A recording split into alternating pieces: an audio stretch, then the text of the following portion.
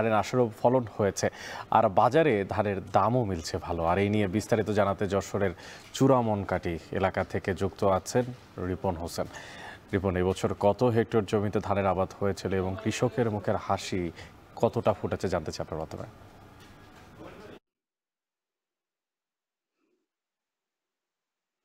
আসলে এই যে আউশ ধানটি এটি কিন্তু বৃষ্টি মৌসুমে হয়ে থাকে। বছরের যে ৩ টা ফসল তার একটি ফসল এই আউশ ধান। এবছর যশোরে প্রায় ১৫,০৭৫ হেক্টর জমিতে এই আউশ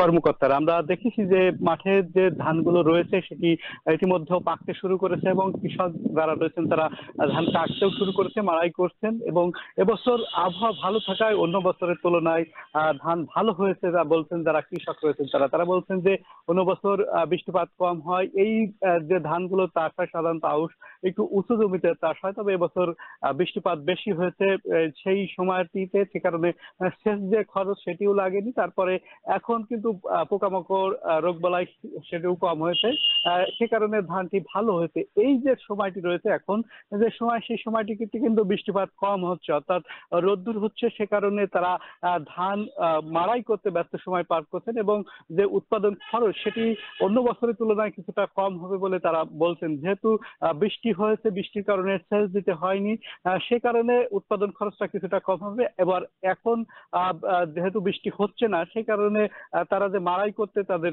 সুবিধা হচ্ছে, সে কারণে এই যে উৎপাদন খরচ সেটি কম হবে এবং বাজারে কিন্তু ভালো দামও তারা পাচ্ছেন। বর্তমানে ১৩০০ টাকা থেকে ১৪০০ টাকা এই ধানটি বিক্রি হচ্ছে। যদিও এই ধানটি সাধারণত বীজ হিসাবে রাখা হয়, সেক্ষেত্রে ৩,০০০ থেকে ৪,০০০ টাকাও কিন্তু অনেক সময় বিক্রি হয়ে থাকে যখন বীজের মৌসুম হবে তখন।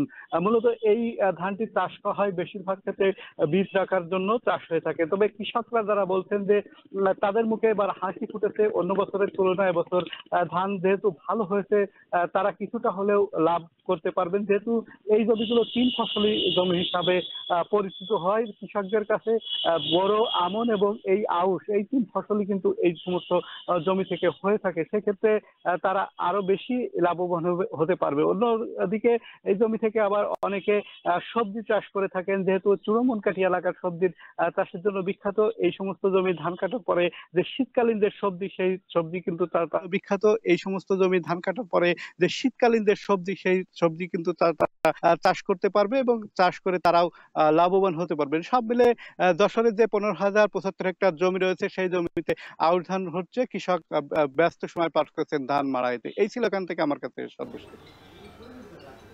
যশোর থেকে যুক্ত ছিলেন সহকর্মী রিপন হোসেন।